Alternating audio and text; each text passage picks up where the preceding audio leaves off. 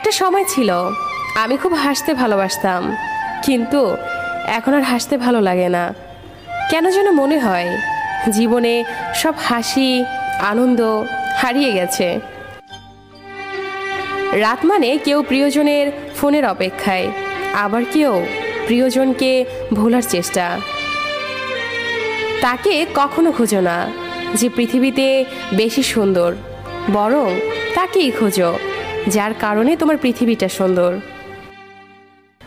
সব ছেলেরা মেয়ে দেখলে চুল ঠিক করে না, কিছু ছেলে মাথাও নিচু করে। জানি না ঠিক কতটা দূরত্ব বাড়লে সে বলবে অনেক হয়েছে, এবার ফিরে এসো।